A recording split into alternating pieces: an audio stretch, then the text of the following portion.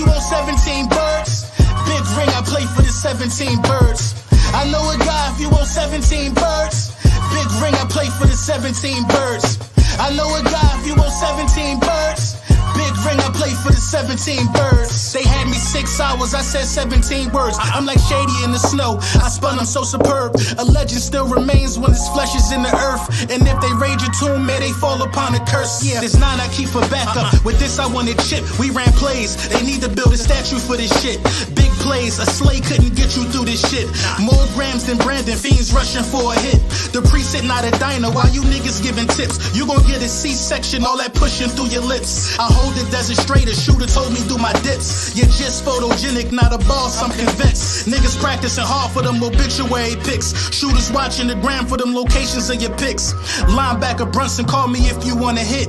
We world champs now, that just come with this shit. Let's go! You want 17 birds? Big ring, I play for the 17 birds.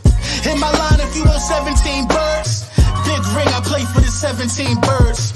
I know a guy if you want 17 birds. Big ring, I play for the 17 birds. I know a guy if you want 17 birds. Big ring, I play for the 17 birds. The Commission.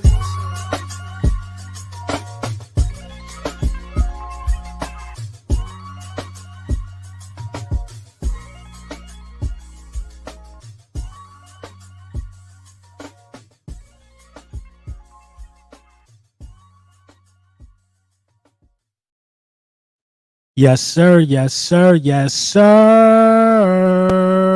Yeah. Lil Brunson back at you with the back at you, and I am the best reporting on the Eagles. Before we get into the meat and potatoes, I'm going to say what's up to the folks in the building real quick, man. Let me get a thumbs up if y'all hear me loud and clear. Shout out to we go for the top, man. Mr. Kane, Marcus Kane, what up? Diamond Crew Sports Podcast, what up? Gang Green, what up? Malik Legit, what up? My guy Troy Singleton, what up, what up, what up? My guy L. Hubert, what's up? Long time no see.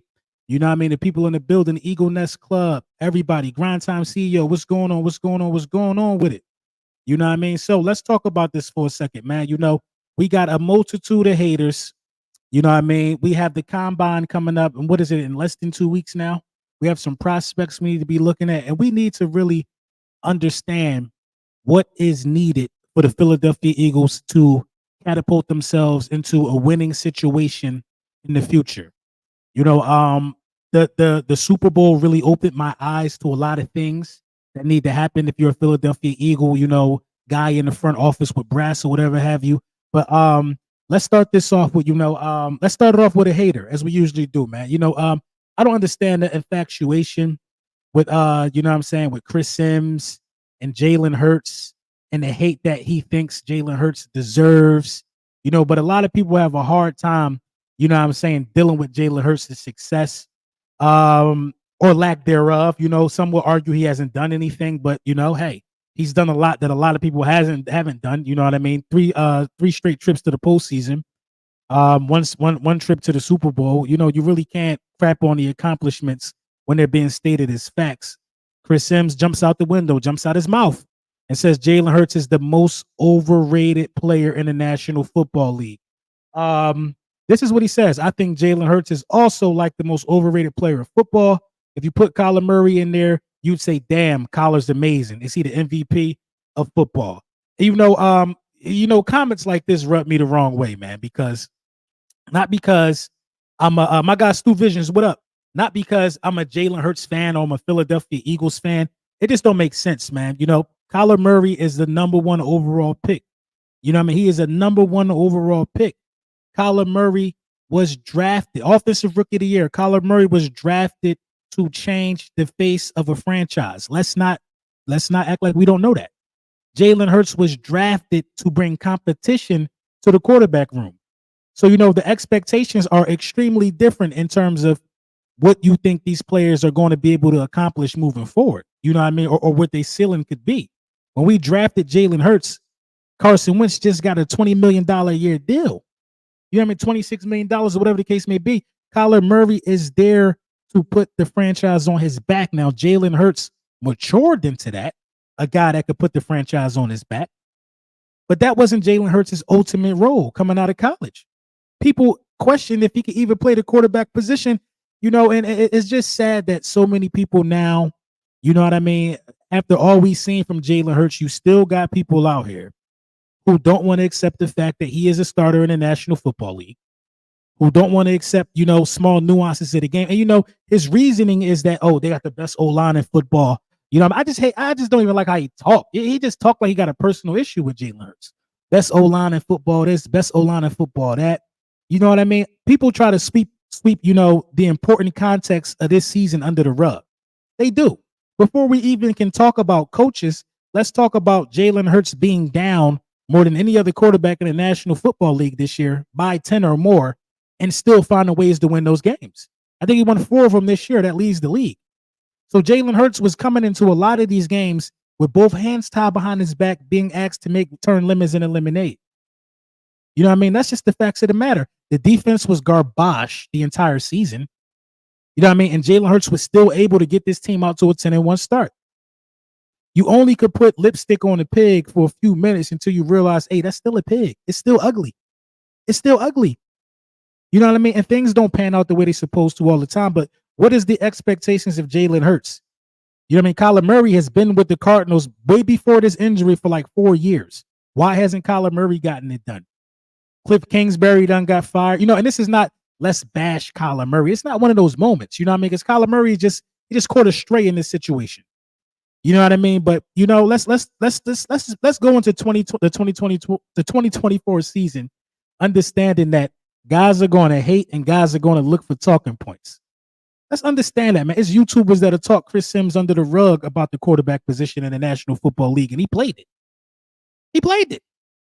So there's no disrespect to Phil Sims' son, but it just makes no sense now. This is the 3rd straight year of hate towards Jalen Hurts. It's looking like a personal issue. You left him off the top 40 quarterbacks list a couple years ago, and we all know what this is about. We all know what this is about. You don't like Jalen Hurts. I wish you just come out and say it. Just come out and say it.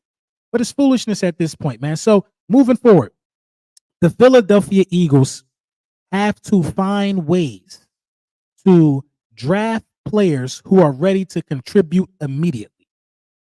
Look at the Chiefs situation and how the Chiefs won the Super Bowl. You know what I mean? How the Chiefs have repeat won the Super Bowl. You know what I mean? With a slew of young guys that were able to step up. Rashi Rice, 23-year-old rookie. Clyde Edwards-Helaire, 24 years old, been there for both Super Bowls, contributed. Noah Gray contributed. Creed Humphrey contributed. These guys are all 23, 24 years old. You know what I'm saying? You could go down the list and you'll find more guys on this Kansas City Chiefs roster who are able to contribute at a very, very young age. Where is that for the Philadelphia Eagles? Where is that? Out of all of these illustrious drafts that we like to say, Howie Roseman has architected, Howie Roseman has had a hand in. He's been the author or the illustrator and getting these pieces into Philadelphia. Now, Howie Roseman is a master at finding already proven talent. But when are the Philadelphia Eagles going to draft somebody that could come in and be a day one difference maker? Now, you did hit with Jalen Carter, but then ultimately coaching failed him. He should have been Defensive Rookie of the Year by a landslide. By a landslide, he should have been Defensive Rookie of the Year. But then you draft Noah. You know what I mean? That doesn't pan out. You know what I mean? With your other first round pick, he really didn't play that much. But at the end of the day, it is what it is. When you're drafted that high, you got to contribute. Where was the other contributions at? Tyler Steen, didn't really see much of him. You know what I mean? For us to call him a difference maker. Noah, not much of a difference maker. Keely Ringo, not a difference maker. In fact, we saw undrafted free agent Eli Ricks get more burn than Keely Ringo. Now, all of these guys got potential. Sidney Brown, yeah, he was thrown into the fire. Sidney Brown, I would say, is somewhat of a difference maker. You know what I mean? You were thin at safety. Sidney Brown, was so impactful to the team that as a rookie, he was able to say that we're soft and we're not practicing enough. So I would count Sidney Brown and Jalen Carter as difference makers. But at the end of the day, the Philadelphia Eagles have to draft difference makers. You have to hit on young guys and throw them out there in the fire to see what you can get out of them ultimately. You know what I mean? And then in my last mock, I think the first 3 guys will be key contributors depending on what happens with this roster in the offseason. So let me pull up my mock draft again and explain why I think, I'm sorry, where's my mock at? Explain why I think that some of these guys could be difference makers. So this is my only mock I've done this year. You know what I mean? Some of it is based off of need. Some of it is based off of just being able to contribute right away. And I believe that the first three players on this draft can contribute, on this mock draft, can contribute right away. Ennis Rakestraw Jr., dog. I think he has the highest IQ of any cornerback coming out of this draft out of Missouri. Look him up if you don't know. Look a bit undersized to me, but a dog. I don't expect the Philadelphia Eagles to waste the number 1 pick on this guy, but the IQ is through the roof. Believe me when I tell you, through the roof, man. Through the roof. Chop Robinson, Penn State, right up the street. Dog. Rare combination of speed and power, finesse, grace, all of that stuff you want out of an edge player. You know what I mean? Not afraid to tackle. You know what I mean? We need guys like that to contribute right away. Jeremiah Trotter Jr., dog.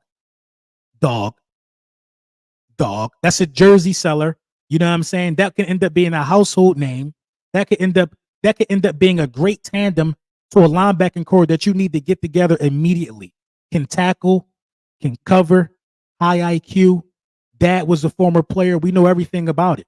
You know what I mean? Now, everybody in your draft can't contribute right away. Understand that. I understand that everybody in your draft can't contribute right away. But your first 3 guys got to contribute. Did the Philadelphia Eagles do that last year's draft? Who was the first 3 guys drafted in last year's draft? We had the 2 number 1 picks, and then I think we went Tyler Steen. You know what I mean? Jalen Carter contributed. The other 2 guys didn't. You know what I mean? Respectfully. Last year's draft. You know what I mean? Who are the first 3 guys taken by the Philadelphia Eagles in that year's draft? Did all 3 of those guys contribute? Last year's draft was we went Jordan Davis 1. You got a bit of a contribution there. I can't remember where we went for the second pick in last year's draft. And then I think we went for the third pick, we went not Keely Ringo, I'm sorry, N'Kobe Dean. You know you ain't getting nothing out of N'Kobe yet in 2 years.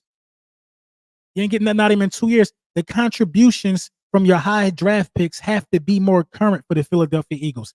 The Kansas City Chiefs won a Super Bowl with virtually rookie wide receivers. They had one of the worst wide receiving cores in the league coming into the season. They didn't spend big money on a free agent. They didn't do it. I think they franchise tag Chris Jones or gave him a 1-year deal. They kept key players, and they got the most out of some of the rookie talent. They're done with Kadarius Toney. They got that first ring out of Kadarius Toney. He was able to make some plays in the punt return game in the Super Bowl against the Eagles. He might be done. You got to get what you can get out of your high draft picks as soon as possible. Pachenko, they riding him till the wheels fall off. I never heard of him until he got to Kansas City and ran the ball down our throats in the Super Bowl last year. He got 2 rings now. So although our drafts might look good from, a household name perspective, but where is, and I repeat, where is the continuity as far as production from your first 3 picks year in and year out? That's what great organizations do. Great organizations find diamonds in the rough. And they get the most out of them. And another thing that the Philadelphia Eagles do that I don't like and I don't agree with at times is they draft players high and they keep them on the shelf. They draft players high and they keep them on the shelf. We knew that Noah probably wasn't going to get a lot of playing time coming off the edge. We knew that. If you ain't know that, I don't know where you've been hiding at. But we knew that because he wasn't going to get more time than Reddick. He wasn't going to get more time than Sweat. He wasn't. Now, I'm not saying it's a wasted pick because we don't know. You know what I'm saying? I'm not saying it's a wasted pick because we don't know. But at the end of the day, you got to get something out of that. Man. You know what I'm saying? These, hold on, let me throw this up here real quick. I forgot that I wanted to talk about this Derrick Henry thing also for a second. The Derrick Henry rumors to the Philadelphia Eagles are heating up. And you know, I like it. I like it. You know what I mean? But the only thing that bothers me about the Derrick Henry stuff is that Derrick Henry, in a lot of ways, we could neglect to use a guy like Derrick Henry, and that's not where we need to be going, or that's not the direction we need to be going in. If you're going to get Derrick Henry and you're going to get to the goal line and run Kenneth Gainwell, you are sadly mistaken. You are sadly mistaken. You are also wasting your time. You're wasting your time. But I will say this. The addition of Derrick Henry means that the Philadelphia Eagles are looking forward to playing to their strong suits. The addition of Derrick Henry, I'm going to throw the graphic up here in a second. The addition to Derrick Henry, 141. The addition to Derrick Henry also says that you should try to keep Jason Kelce. Let me see something. Let me put the graphic up here. You know what I mean? That addition says that Jason Kelce deserves. Damn. That addition says that Jason Kelce deserves to be retained. He deserves to be retained because this is all that Jason Kelce has been looking for, the opportunity to get back to playing old school football. Here we go. The opportunity to play old school football. And when you want to play old school football, you got to get into your ground and pound element. NFL rumors, the Baltimore Ravens and Philadelphia Eagles are top landing spots for the Tennessee Titans free agent Derrick Henry. Great move. This brings Kelce back into the fold, ladies and gentlemen. This says, Jason Kelce, we failed you. We neglected to run the ball. Now we're going to have a Hall of Fame type talent in the backfield, and let's give it one more go to get behind these big dinosaurs we got up front. This says, Jason Kelce, I apologize. They owe Kelce an apology for the way how sad we went out against the Tampa Bay Buccaneers. This says, I'm sorry. We're going to run the ball much more. We're going to draw 8 in the box and let Jalen Hurts have his way. The fear of Derrick Henry back there changes how defenses see the field. We're going to do that. We're going to expose and be physical. That's the new identity of this football team if you don't see it. If you don't see it coming, the new identity of this football team is to be physical. Be physical, but also graceful in those passing situations. That's the identity of this ball club. That's been the calling card of this ball club. It's been the calling card of this ball club. But what do? We elect to get outside of ourselves. We elect to get outside of our bodies. You know what I'm saying? And start doing things that we ain't used to doing. You know what I mean? We start doing things that we're not used to doing. And then at the end of the day, it turns us into what we aren't. You know what I'm saying? Hold on, let me change something real quick, y'all.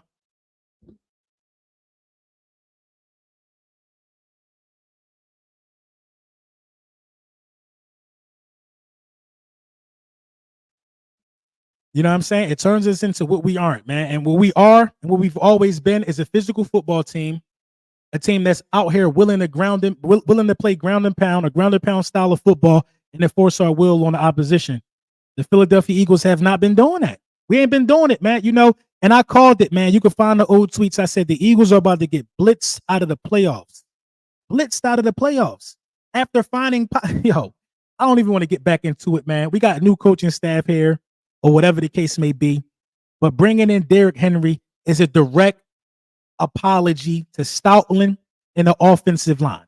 It's a direct apology to Stoutland and the offensive line, which is why, for the life of me, ladies and gentlemen, I don't understand why guys like Chris Sims try to use the offensive line and how great they are as a knock on Jalen Hurts.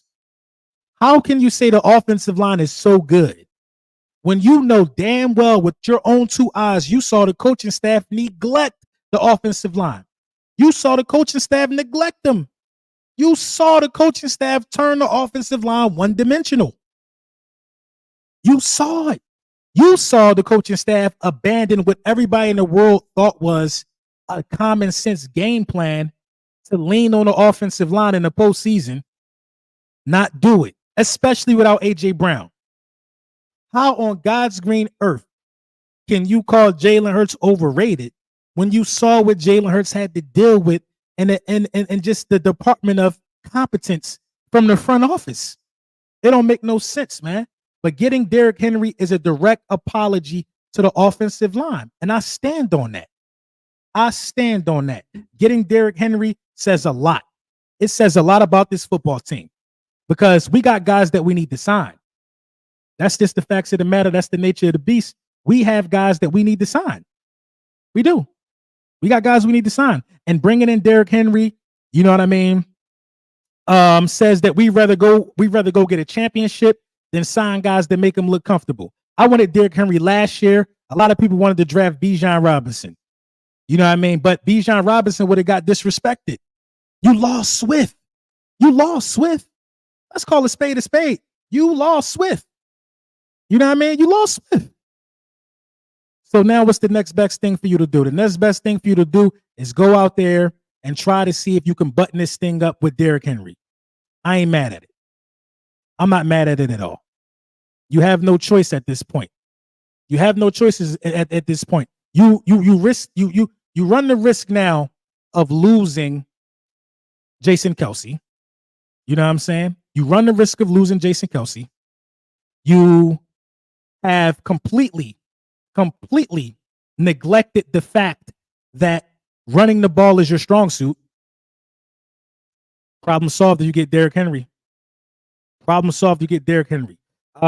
King of Philly said tight end 2 and wide receiver 3 need to be priority this season. I agree. That's why when you go to my mock draft, where is it at? Let me pull up the mock draft. You go to my mock draft, my 4th pick is a wide receiver, Malachi Corley out of Western Kentucky. I like his shiftiness. I actually got one of my highest grades right there, picking him at 97. Right, it wasn't a reach at all. And then you see me down here, 2 picks later, grab a tight end. I'm not gonna act like I know the most from Dalvin Hooker from Colorado State. I just went position right there because I know that when Dallas Goedert is out of the game, ladies and gentlemen, the Philadelphia Eagles do not have a tight end. Let's be for real. We don't have a tight end that can stretch the field. We don't have a tight end that can, you know, in most cases get what we need done. So, you know, it is what it is. It is what it is, man. You got to call a spade, man. You got to go out there and you got to get this roster where it needs to be. You got to get this roster where it needs to be. And it's nobody's fault but ours. We are extremely thin at positions that matter. You know what I mean? From the route concepts that we run, you're extremely thin, like not having a backup to what, you know what I'm saying, to what Dallas Goedert brings to the table, from how important Dallas Goedert is to the passing schemes as a third option, because you don't really have, you know what I mean, a slot option. Not having a backup there just makes no sense at all.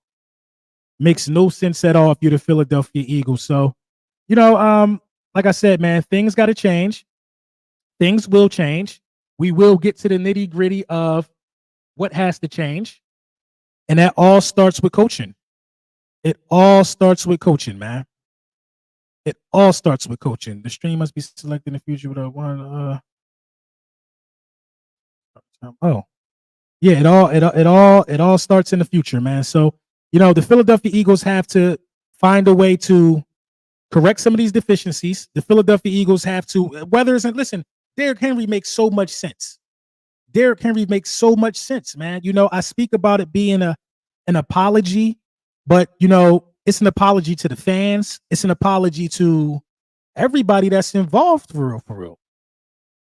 Everybody with common sense. Like, Philadelphia is a real common sense football town, man.